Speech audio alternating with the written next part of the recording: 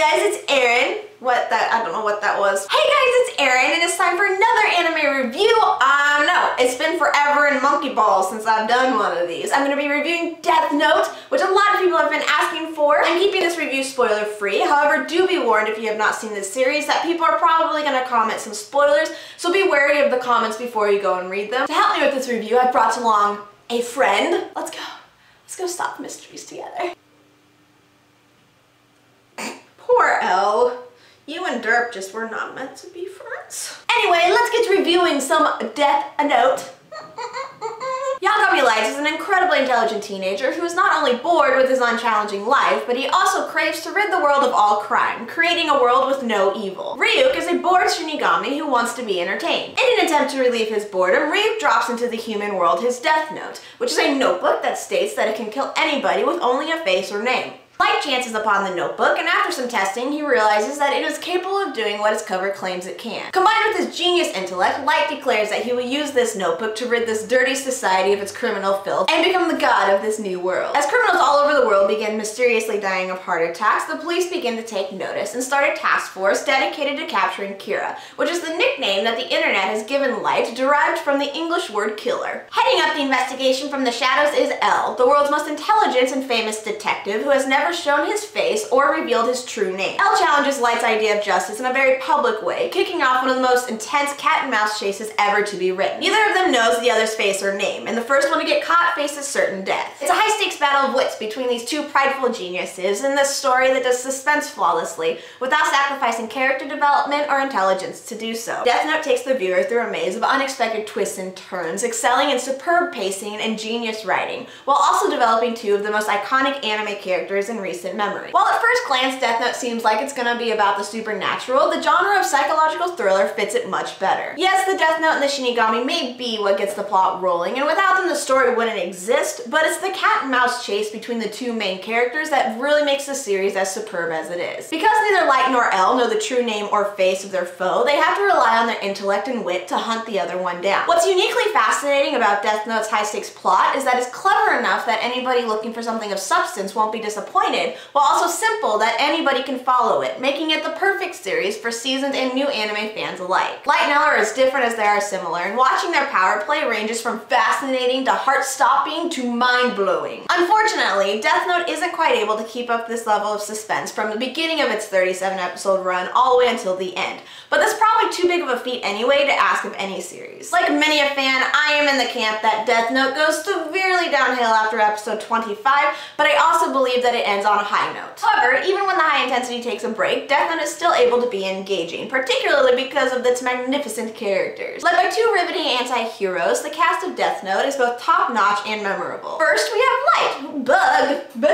First, we have Light, who comes off as the ideal champion. He has perfect grades, perfect looks, and he wants to rid the world of evil. What more could you ask for? He seems just like a stereotypical action hero, so it's refreshing to see him become pretty much the opposite. As the story continues, we're not just learning more about Light as a person, we're also watching him change from the influence of the notebook and the power that comes along with it. The bored youth we see in the first episode is not the same man we see in the series finale. The way he speaks, the way he treats others, and even the way he walks is all evolved from his experiences. The pacing of his development isn't rushed or forced, it actually feels very natural and eerily realistic. He's a magnificent character that we can't help but appreciate as his story plays out. Going toe-to-toe with Light is the reclusive detective Elle, who the viewer would be led to believe is also a hero of this tale, seeking good, true, pure-hearted justice.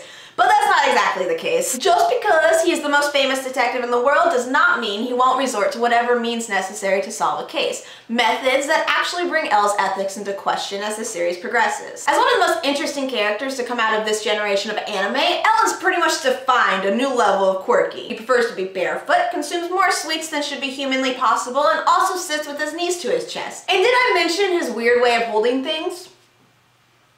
It's a little weird. Antisocial and blunt, not to mention a little bit unkempt, Elle's character was completely unexpected, and this makes him incredibly endearing. He's a noteworthy face not just of Death Note, but of anime in general, and imagining Death Note without him is practically impossible. The side characters all serve purpose and don't feel out of place or unnecessary. Ryuk, with his creepy Shinigami laugh and smile, takes on the role of Light's sidekick. However, instead of the guilty conscience that most other sidekicks tend to play, Ryuk is neutral, neither hindering nor helping Light in his battle against Elle, unless there are apples involved, which raises the stakes even higher for Light. The group of detectives working on the Kyoto case with Elle are used subtly and brilliantly as a medium for the audience, so explanations don't feel forced and flow smoothly. Issa, in my opinion, is rather annoying, but she's still well developed as a character and has a really defined personality. She's an unexpected crutch in Light's plans, and her presence adds another level of suspense to the story rather than hindering it. All in all, it's a stellar cast with awesome voice acting. Can I just mention, I actually prefer the Japanese voice actors, however I do think that the English dub is pretty decent. As for arts and animation, Death Note was incredibly popular during its Shonen Jump run,